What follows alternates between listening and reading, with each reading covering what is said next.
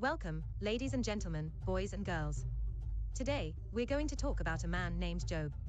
No, not a job like your chores at home, or that thing grown-ups do to make money. This is Job, the guy who had everything, and I mean everything. He had a big family, lots of animals, and a comfy life. But guess what? Things took a wild turn. Buckle up, this one's going to be a roller coaster. Oh, life is good. Look at my 7 sons, 3 daughters, and all these camels, sheep, and cows. I mean, how can it get any better than this? I even throw the best parties in town. Yep, Job was living the dream. And you know what? He was also a good guy. Job loved God and did everything right. He helped the poor, fed the hungry, and made sure to pray for his kids after every party. A real dad of the year, if you ask me.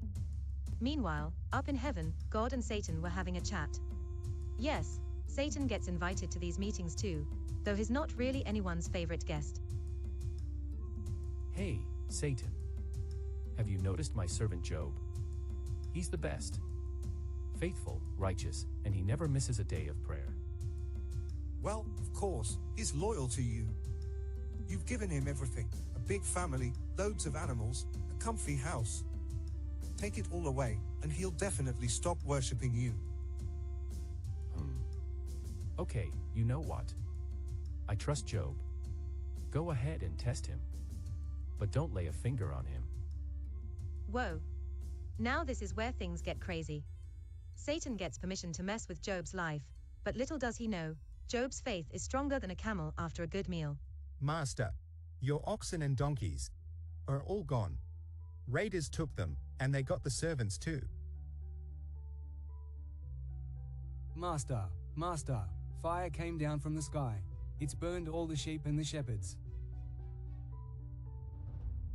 Master, the Chaldeans took your camels, all of them.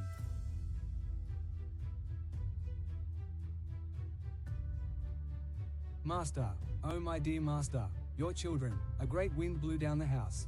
They're all gone, all gone.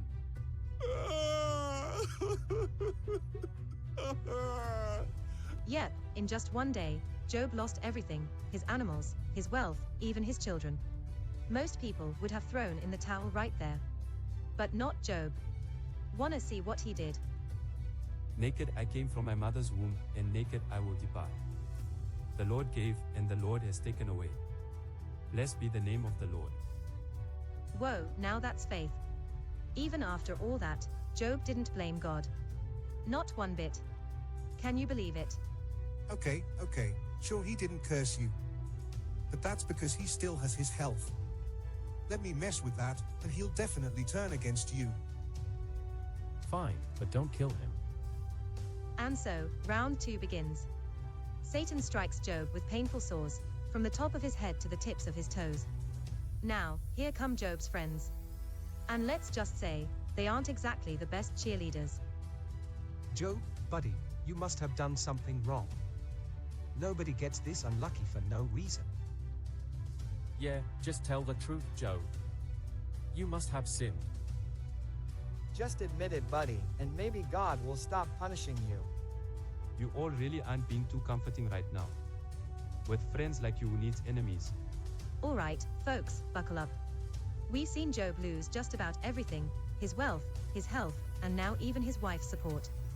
But Job, he's still holding on, even when the closest person in his life is telling him to let go. Are you still holding on to your integrity, Job? Just curse God and die already.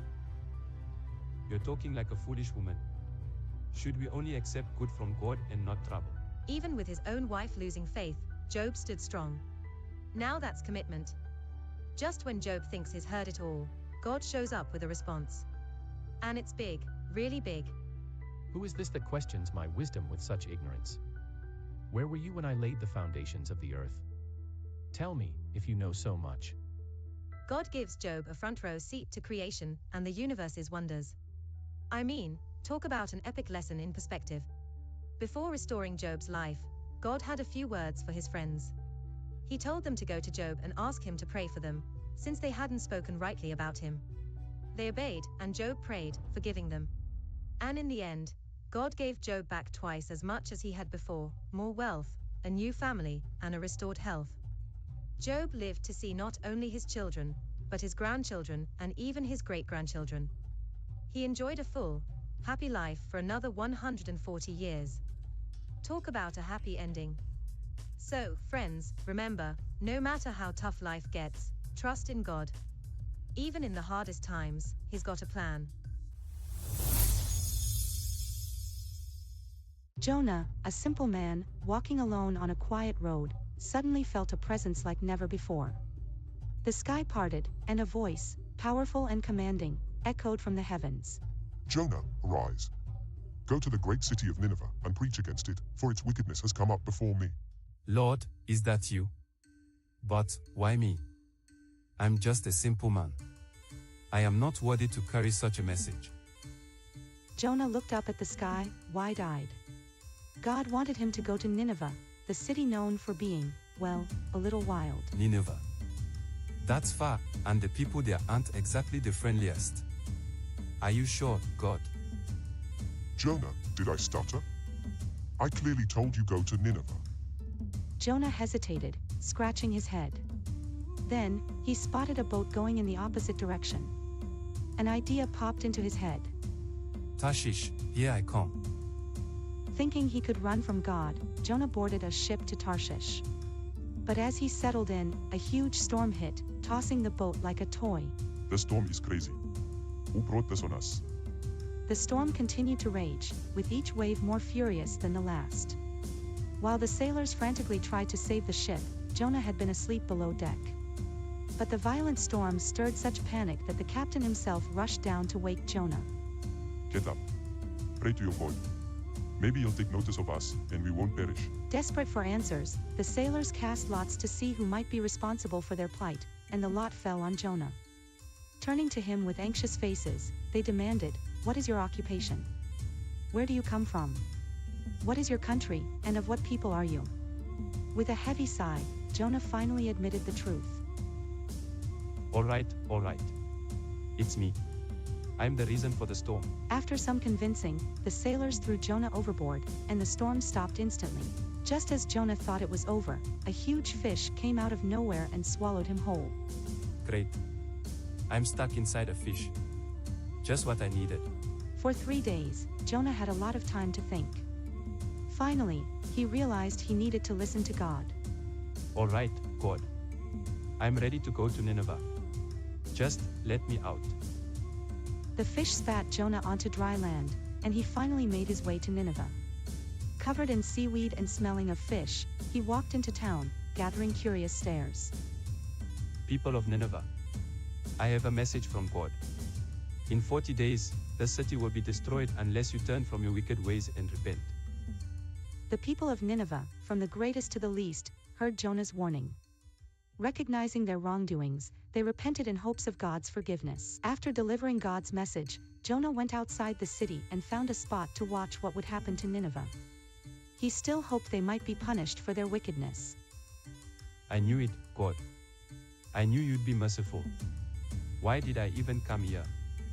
God saw Jonah's frustration and caused a leafy plant to grow quickly, giving Jonah some much-needed shade from the hot sun. Jonah, relieved, finally felt a bit of comfort. Oh, that's better. Thank you, God. But the next morning, God sent a worm to chew through the plant's stem, and it withered away. As the sun rose high, Jonah was left sweltering under its heat. Why, God? First the fish, then Nineveh, and now this plant. And God said to Jonah, "If you care so much about a plant you didn't even grow, shouldn't I care about Nineveh and all its people?" With that, Jonah understood, God's mercy extends to everyone who turns to him. Jonah learned God's mercy is boundless and his purpose best. As God showed compassion to Nineveh, we're reminded to show kindness and understanding, even to those who differ. Jonah's journey teaches us forgiveness, humility, and compassion.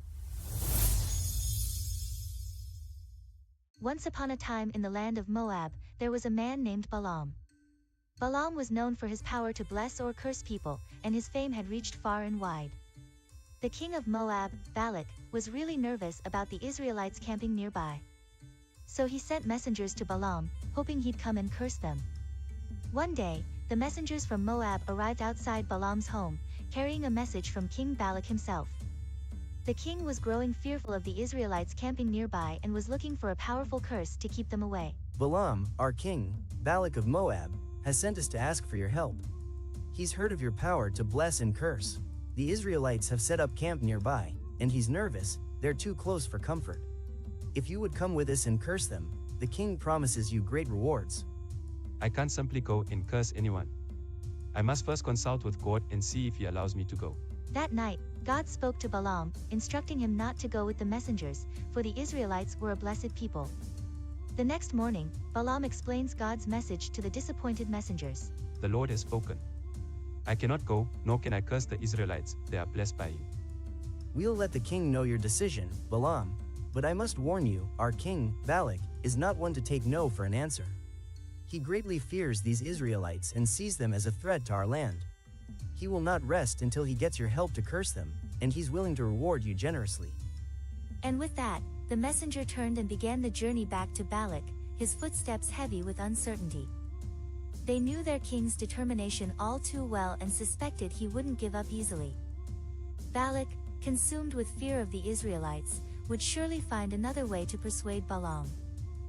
The messengers returned to Balak with Balaam's refusal. But Balak was not easily deterred. Determined to have his way, he sent more distinguished messengers with even greater promises of wealth and honor. Greetings again, Balaam. King Balak insists you reconsider. He will honor you greatly, and anything you desire, it will be yours. Please, come with us and curse these Israelites for him. Balaam asked the messengers to wait while he sought God's guidance once more. That night, God spoke to him again, but with a condition. Since these men have already come to summon you, go with them. But remember, you are to speak only the words that I give you. In the morning, Balaam saddled his donkey and began the journey. But God was displeased, and along the way, an angel of the Lord blocked his path. What is wrong with you? Move, you stubborn creature. 3 times, the donkey stopped, and 3 times, Balaam beat her. Finally, God opened the donkey's mouth, and she spoke to Balaam. Why are you beating me? Have I ever behaved this way before? Don't you see the angel in the road? Then God opened Balaam's eyes, and he saw the angel standing in the way, sword drawn. Terrified, Balaam fell face down. Why have you beaten your donkey? I stood in the way to oppose you because your path is reckless. If not for her, I would have struck you down. Balaam confessed his wrongdoing and asked if he should turn back. But the angel instructed him to go, warning him to speak only what God commanded. When Balaam finally arrived, King Balak eagerly led him to a high place to curse the Israelites.